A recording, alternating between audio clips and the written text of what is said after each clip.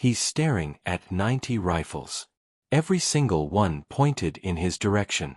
Behind those rifles, 90 German soldiers who were prisoners just minutes ago.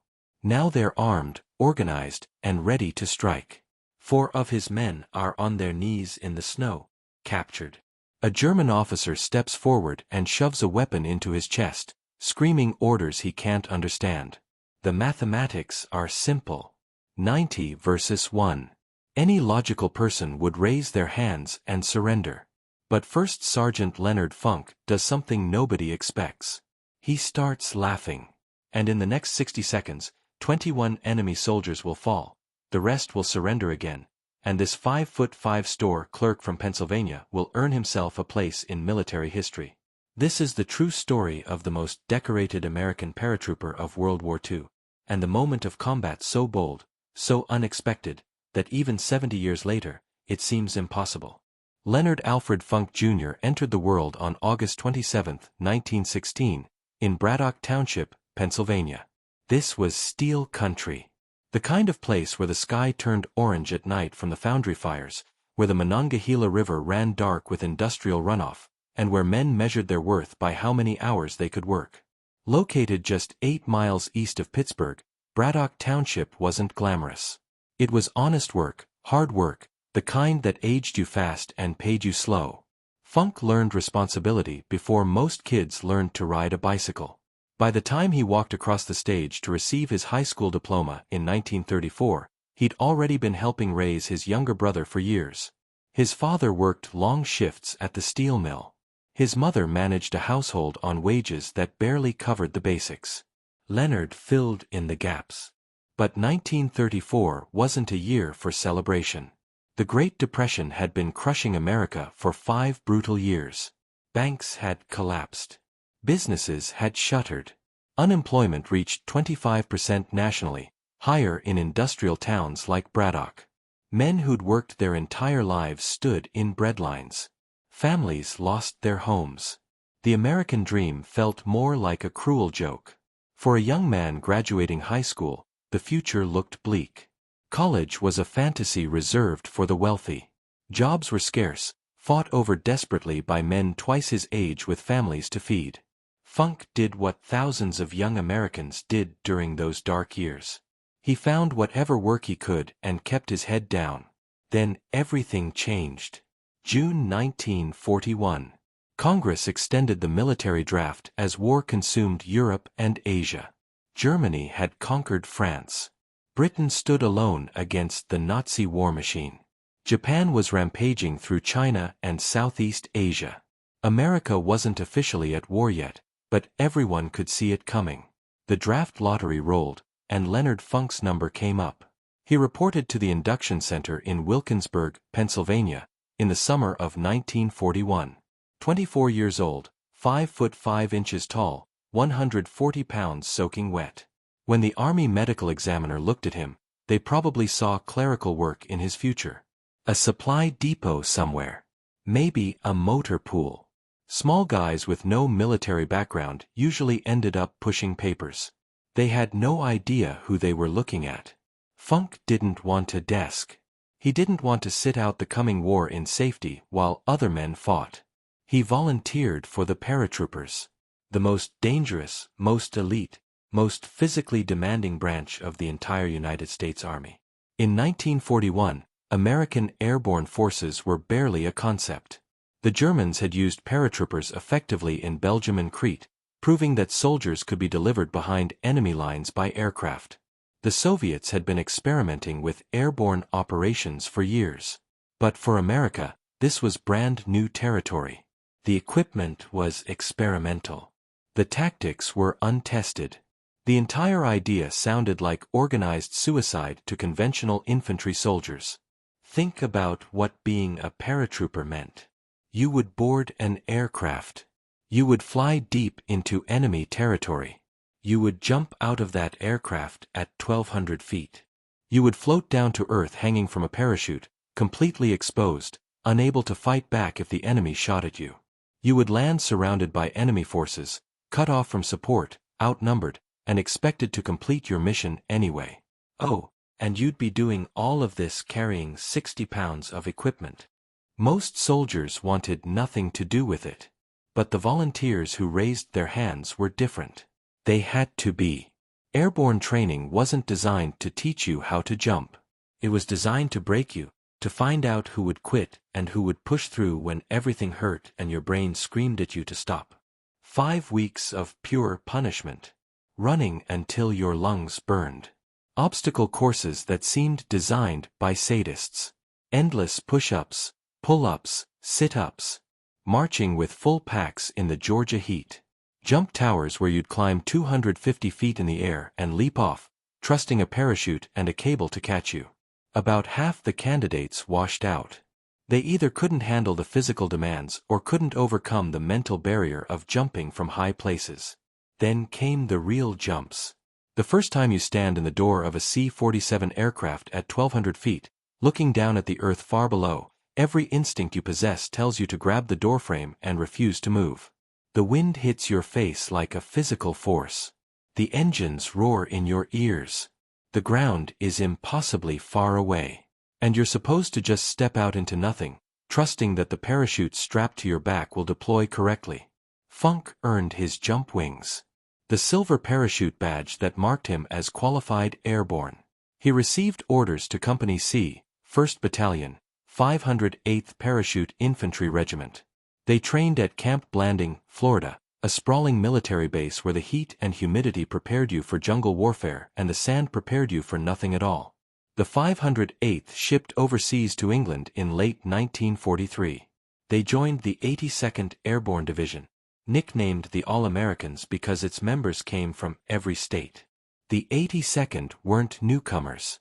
They'd already jumped into combat in Sicily and Italy. They'd already seen friends die. They were veterans in every sense of the word. Funk was the new guy. At 27 years old, he was ancient by paratrooper standards. Most of the men in his company were barely old enough to vote, fresh-faced kids who'd enlisted straight out of high school. But Funk had something they lacked. Maturity. Steadiness. The quiet competence that comes from years of responsibility. The kind of presence that makes men trust you when everything's going wrong. By D-Day, he'd risen to squad leader. By the end of the war, he'd be acting as company executive officer, second in command of the entire unit. But first, he had to survive the Normandy invasion. And survival was far from guaranteed. June 6, 1944. 1:30 in the morning. The C-47 Skitran shudders violently as German anti-aircraft fire explodes around it. Funk stands in the stick, the line of paratroopers waiting to jump. He's carrying 60 pounds of equipment. An M1A1 Thompson submachine gun. Ammunition pouches heavy with .45 caliber rounds. Fragmentation grenades. Rations. A medical kit. A trench knife. Everything a paratrooper needs to fight behind enemy lines. The aircraft is flying at 400 feet. That's too low. Way too low. A safe parachute jump requires at least 600 feet, ideally more. At 400 feet, if your main chute malfunctions, you don't have time to deploy your reserve. You just fall. But the pilots can't climb higher. German anti-aircraft guns have turned the night sky over Normandy into a death trap. Tracers arc through the darkness like deadly fireworks. The paratroopers can hear shrapnel pinging off the fuselage. Every man in that aircraft knows that one lucky flak burst could tear the plane apart and send them all plummeting into the French countryside in a ball of flame. The Normandy invasion involves 13,000 paratroopers from the 82nd and 101st Airborne Divisions. The plan is elegant on paper. Land behind the beaches. Secure key bridges and crossroads. Prevent German reinforcements from reaching the coast. Create chaos in the enemy rear. Give the infantry landing on the beaches a fighting chance. Nothing goes according to plan. The German anti-aircraft fire is far more intense than intelligence predicted. Pilots take evasive action, breaking formation to avoid getting shot down. Paratroopers who are supposed to land in specific drop zones end up scattered across 50 miles of French countryside. The green light comes on. Funk doesn't hesitate. He jumps. The propeller blast hits him like a truck, spinning him in the slipstream. Then the parachute deploys with a bone-jarring jerk and suddenly everything is quiet. Below him, occupied France stretches out in the darkness. Enemy territory in every direction. Nobody knows exactly why Funk laughed in that moment. Maybe it was deliberate strategy, a tactic to confuse the enemy and buy precious seconds.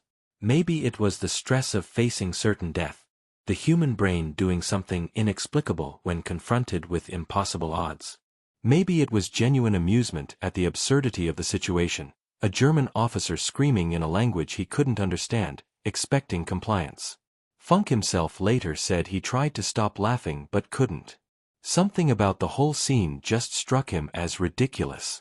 Whatever the reason, the effect is devastating. The German officer screams louder. Funk laughs harder. He bends over, shoulders shaking, and calls out to his men. I don't understand what he's saying.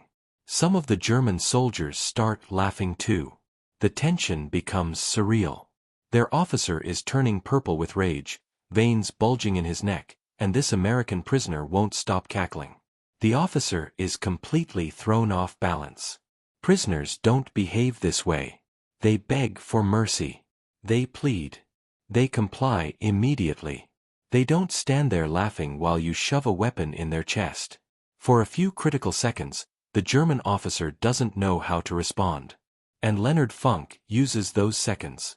Still appearing to laugh, Funk slowly reaches up toward his Thompson submachine gun slung over his shoulder. The German officer watches, relaxing slightly. Good. The American is finally surrendering his weapon. Funk's hand closes around the grip. He begins to unsling it slowly, carefully, as if complying with the order. Then everything happens at once. In one fluid motion, faster than thought, Funk swings the Thompson down, brings the muzzle into line, and squeezes the trigger.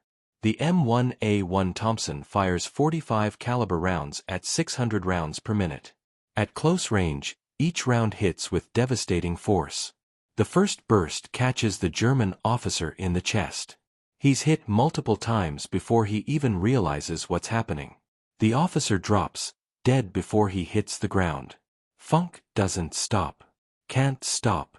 The moment he started firing, he committed to fighting his way out or dying in the attempt. There's no middle ground. No negotiation. No surrender. He pivots, still firing, sweeping the Thompson in an arc across the German soldiers nearest to him. Men fall. Blood sprays across the white snow. Brass casings tumble through the air, steaming in the freezing temperature. The magazine runs dry. 30 rounds expended in seconds. This is the most dangerous moment. A Thompson submachine gun takes about 2 seconds to reload if you're well practiced. 2 seconds is an eternity in a firefight. 2 seconds is more than enough time for 90 Germans to kill one American. But Funk has done this 1,000 times in training. Muscle memory takes over. He yanks out the empty magazine, slams in a fresh one, racks the bolt, and keeps firing. The whole reload sequence takes less than a heartbeat. At the same time, he's screaming at his 4 guards. Pick up their weapons. Pick up their weapons. The guards, still on their knees in the snow, scramble for the rifles dropped by the fallen Germans. Seconds ago they were prisoners facing execution. Now they're fighting for their lives. They grab weapons and start shooting. The Germans are in complete chaos. Their officer is dead. The American who was laughing is now killing them with devastating efficiency. Nobody gave orders for this situation. Nobody trained for this. Some Germans return fire.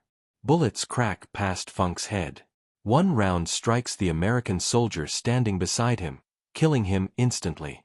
Funk keeps firing, keeps moving, keeps killing. His 4 guards now have weapons. They're adding their fire to his. The Germans are caught in a crossfire they never anticipated. 60 seconds. That's all it takes.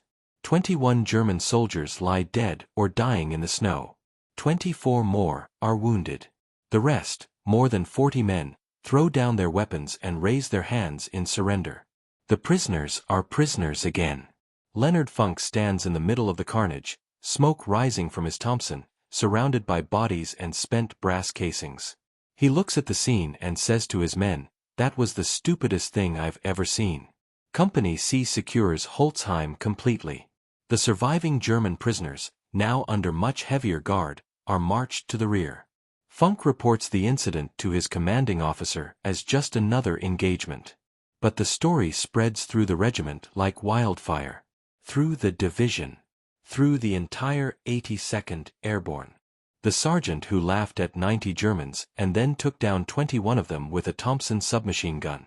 When the recommendation for the Medal of Honor reaches Washington, nobody questions it. What Funk did at Holtzheim is beyond dispute. The official citation reads that he was ordered to surrender by a German officer who pushed a weapon into his stomach. Although overwhelmingly outnumbered and facing almost certain death, First Sergeant Funk, pretending to comply with the order, began slowly to unsling his submachine gun from his shoulder, and then with lightning motion brought the muzzle into line and opened fire on the German officer. He turned upon the other Germans, firing and shouting to the other Americans to seize the enemy's weapons. September 5, 1945. The White House. The war in Europe has been over for 4 months. The war in the Pacific ended 3 weeks ago with Japan's surrender after the atomic bombings. President Harry Truman places the Medal of Honor around Leonard Funk's neck. Truman tells him, "I would rather have this medal than be President of the United States." Let that statement sink in for a moment. The most powerful man in the world, the man who ended World War II, looking at a 5'5" former store clerk and saying he'd rather be him. Let's count what Leonard Funk earned during the war. The Medal of Honor for Holtzheim. The Distinguished Service Cross for destroying those anti-aircraft guns in Holland. The Silver Star for leading 18 men through 40 miles of enemy territory in Normandy. The Bronze Star for meritorious service. 3 Purple Hearts for being wounded 3 separate times and continuing to fight. Plus foreign decorations from 3 allied nations. The Croix de Guerre from France. The Order of Leopold from Belgium. The Military Order of William from the Netherlands, their equivalent of the Victoria Cross. Leonard Funk is the most decorated paratrooper of World War II. 5 foot 5 inches tall. 140 pounds. A former store clerk who became a legend. Then the war ends, and Leonard Funk goes home. He doesn't write a memoir. Doesn't go on the lecture circuit. Doesn't turn his Medal of Honor into a political career or a speaking platform. He doesn't cash in on his fame in any way. He goes back to Pennsylvania and gets a job with the Veterans Administration. The VA, the massive bureaucracy responsible for helping America's veterans navigate the complex system of benefits, disability claims, and medical care. The same kind of administrative work he did before the war. Quiet. Unglamorous. Necessary. For 27 years, Leonard Funk sits at a desk and helps other veterans. He processes their paperwork. He cuts through bureaucratic red tape. He fights for men who gave everything and now need help getting what they're owed. He rises through the ranks to become division chief of the Pittsburgh Regional Office. Good salary. Steady hours. A pension waiting at the end. His wife Gertrude stays with him through all of it. They have 2 daughters. They live in McKeesport, Pennsylvania, a working-class neighborhood in a working-class town not far from where he grew up. The Medal of Honor hangs in a display case somewhere in his house. The Distinguished Service Cross. The Silver Star. All those foreign decorations. He never talks about them. When people ask about Holtzheim, about the laughing, about facing 90 Germans, he shrugs it off. Did what I had to do. That's his only answer. That's all he ever says. November 20th, 1992. Braddock Hills, Pennsylvania. Leonard Alfred Funk Jr. dies of cancer at age 76. They bury him at Arlington National Cemetery, Section 35, grave 2373. Among the heroes of every American war. At the time of his death, he's the last surviving Medal of Honor recipient from the 82nd Airborne Division in World War II. A fitness center at Fort Bragg, now called Fort Liberty, is named after him. A stretch of highway in Pennsylvania bears his name. A post office in McKeesport was dedicated to his memory in 2023. But most Americans have never heard of Leonard Funk. They know Audie Murphy, the most decorated American soldier of World War II who became a movie star. They know Alvin York, the World War I hero who captured 132 Germans almost single-handedly. They don't know the quiet paratrooper who laughed at 90 Germans and then proceeded to fight his way out of an impossible situation. Here's what the story of Leonard Funk teaches us. Combat doesn't favor the physically imposing. It doesn't favor the fearless or the reckless. Combat favors the ones who keep thinking clearly when everyone else has stopped. At Holtzheim, Leonard Funk had every logical reason to surrender. The mathematics were impossible. 90 against 1. A weapon pressed against his chest. His men already captured. Any rational person would have raised their hands and given up. But Funk wasn't thinking about the mathematics. He was thinking about Malmedy, about 84 Americans executed in a field for surrendering. He was thinking about his 4 guards on their knees in the snow. He was thinking about the soldiers scattered across Holtzheim who would be attacked from behind if these 90 Germans escaped. So he laughed. Maybe as a tactic. Maybe from stress. Maybe because the absurdity of the situation struck him as darkly funny. And while the German officer was confused, while everyone was off balance, Leonard Funk made his move. 60 seconds later he was standing in a courtyard full of bodies, alive when he should have been dead, victorious when he should have been captured. That's courage. Not the absence of fear. Not reckless bravery. But the ability to think clearly in the worst possible moment, and then act decisively on that thinking. The ability to see an opportunity that exists for only a few seconds and take it, knowing that failure means death. President Truman understood this when he said he'd rather have the Medal of Honor than be president. Because what Truman recognized, what everyone who studies military history recognizes, is that there are moments in combat that transcend normal human experience.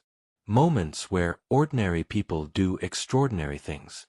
Moments that seem impossible until you read the official reports and realize they actually happened. Leonard Funk was an ordinary person. A store clerk from Pennsylvania. Short. Slight. Not particularly imposing. But when the moment came, when he stood facing 90 enemy soldiers with a weapon pressed against his chest, he didn't freeze. He didn't surrender. He laughed. And then he fought. And that made all the difference. The next time you think about what courage really means, remember the 5'5" paratrooper standing in a Belgian farmyard in January 1945. Outnumbered 90 to 1. Weapon against his chest. Death seconds away. And remember that he started laughing. Because sometimes the bravest thing you can do is refuse to accept what everyone else thinks is inevitable. Sometimes courage is looking at impossible odds and deciding to fight anyway. Sometimes courage is just laughing in the face of death and seeing what happens next.